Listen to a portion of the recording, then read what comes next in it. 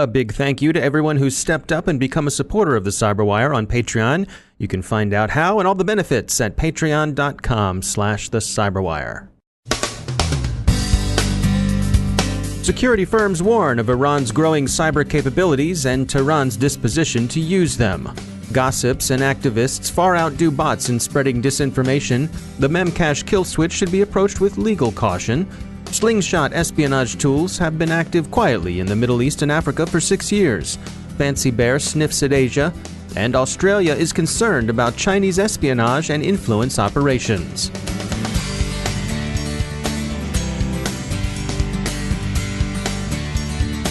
It's time for a message from our sponsor, Recorded Future. You've heard of Recorded Future.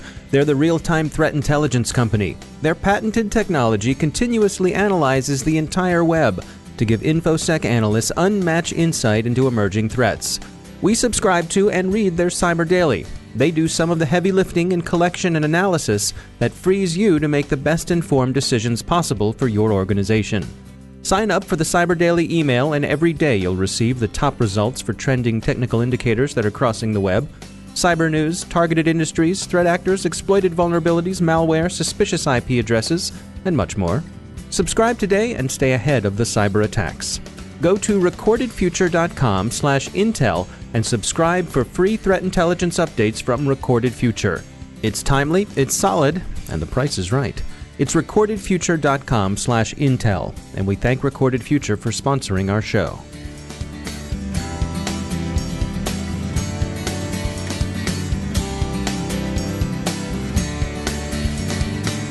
Major funding for the Cyberwire podcast is provided by Cylance. I'm Dave Bittner with your Cyberwire summary for Monday, March 12, 2018. Iran may be showing greater cyber capabilities and a correspondingly larger disposition to use them for espionage and surveillance, The Hill reports.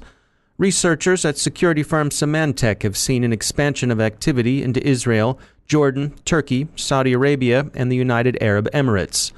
Security company FireEye is tracking two Iranian threat groups, APT-33 and APT-34. APT-33 has been linked to destructive wiper attacks, while APT-34 has so far been busy with reconnaissance of critical infrastructure targets.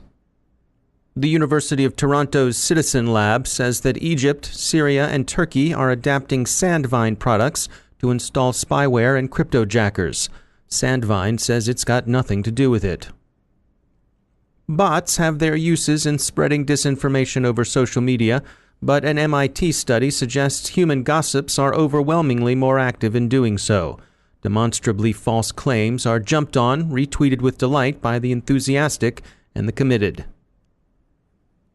Exploitation of Memcache for DDoS attacks continues to worry security experts.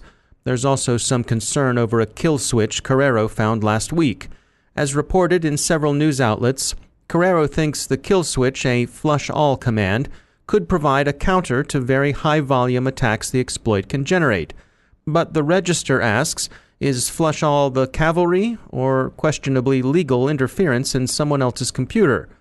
Cloudflare and Arbor Networks told eWeek that flushing all would amount to changing the contents of a non-cooperating computer. And of course, that's illegal in many places. The U.S. Securities and Exchange Commission recently released revised cybersecurity guidance for publicly traded companies. The last time the SEC weighed in with guidance on cybersecurity was in 2011, and of course a lot has changed since then, with larger and more frequent high-profile breaches of public companies. Dr. Christopher Pierson is CEO of Binary Sun Cyber Risk Advisors and a frequent contributor to the Cyberwire, and he weighs in on what the new guidance means. Really what this is it's supplemental guidance.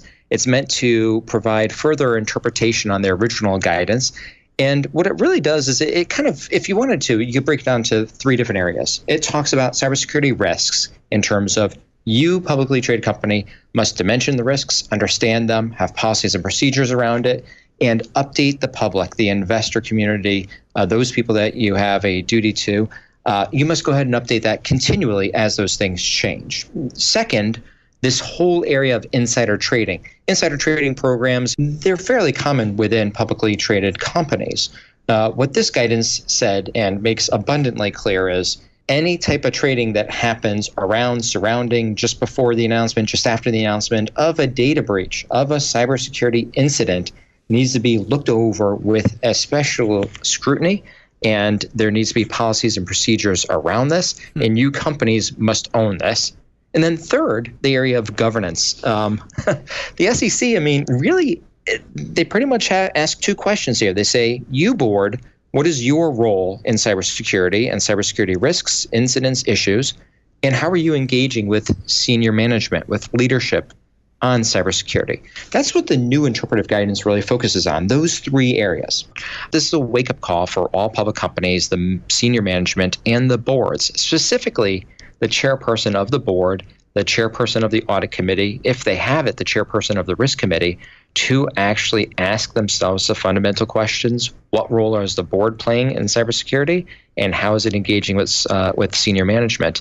That is something that I don't think that they're going to be able to escape, and they're actually going to have to work with in-house counsel, with outside experts, with CISOs, both at CISOs that are at the company and outside experts, to go ahead and formulate a plan and a strategy around this. What we have seen as a result of, I mean, if you think about Yahoo, they disclosed their breaches in late 2016, in September, and then later on in late October, early November 2016, but then up the numbers to essentially in 2017, midway through, saying everyone had been breached. That's one example of a publicly traded company that's involved in a merger and acquisition transaction, making a dramatic change and dramatic announcement.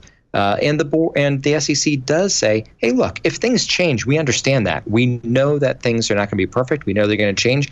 You have a duty to update it if there's a material change. And I would argue many there. And then separately with Equifax, we all know about the potential allegations around insider trading or inappropriate trades or trades that are circumspect. But I think the most recent items are serving as a great impetus for the SEC in this regard. So the SEC comes out with this guidance. I'm a member of a board. What kinds of questions should I be asking at my next board meeting?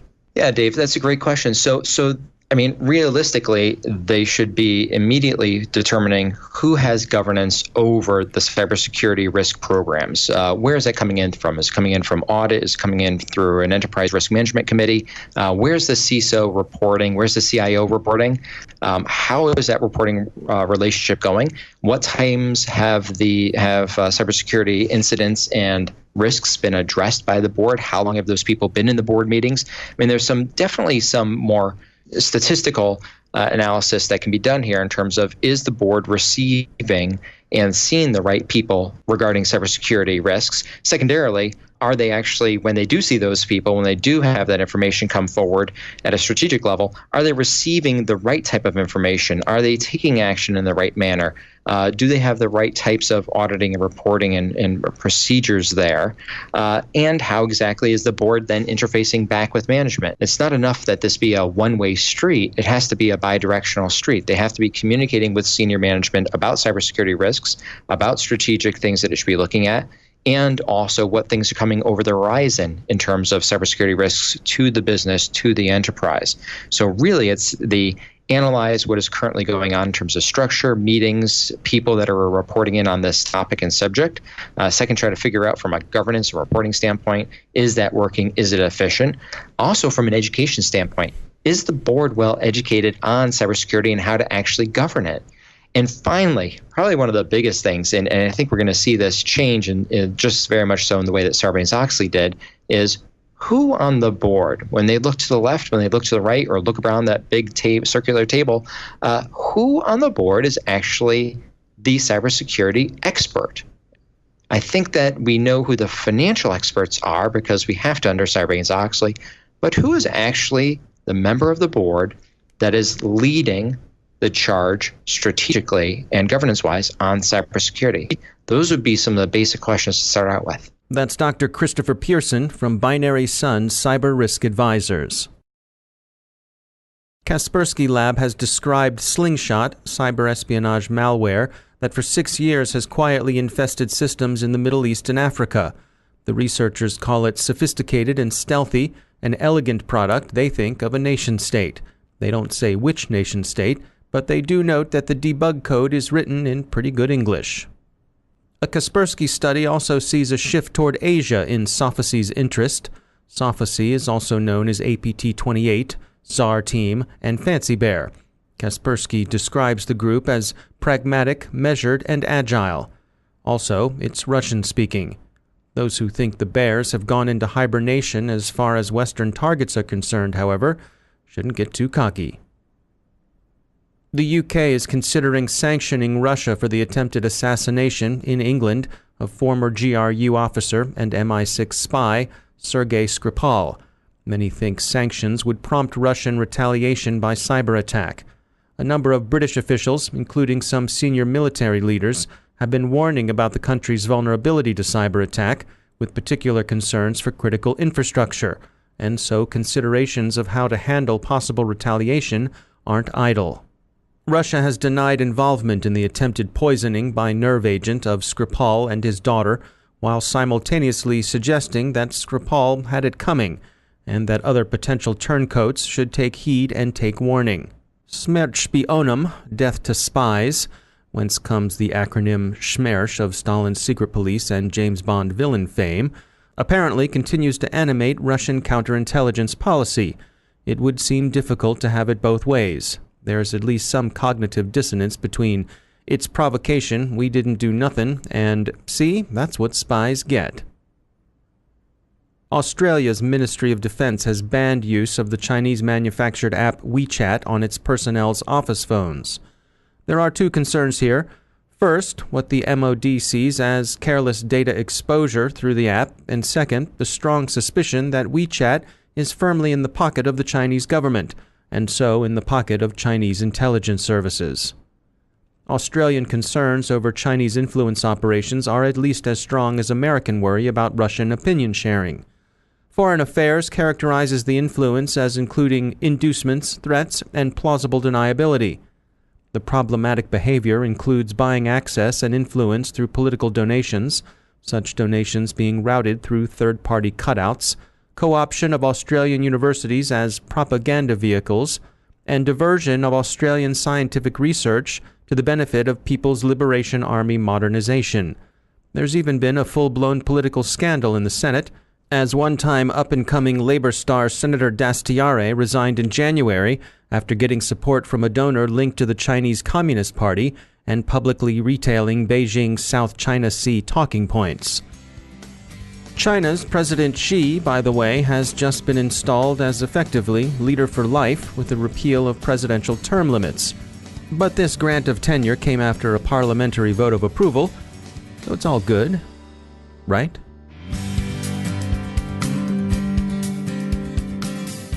And now a message from our sponsors at E8 Security. We've all heard a great deal about artificial intelligence and machine learning in the security sector, and you might be forgiven if you've decided that maybe they're just the latest buzzwords. Well, no thinking person believes in panaceas, but AI and machine learning are a lot more than just empty talk. Machine learning, for one thing, is crucial to behavioral analytics. You can't recognize the anomalous until you know what the normal is, and machines are great at that kind of baselining. For a guide to the reality and some insights into how these technologies can help you, go to e8security.com/cyberwire and download E8's free white paper on the topic. It's a nuanced look at technologies that have both future promise and present payoff in terms of security. When you need to scale scarce human talent, AI and machine learning are your go-to technologies. Find out more at e8security.com/cyberwire. E8 Security. Follow the behavior, find the threat. And we thank E8 for sponsoring our show.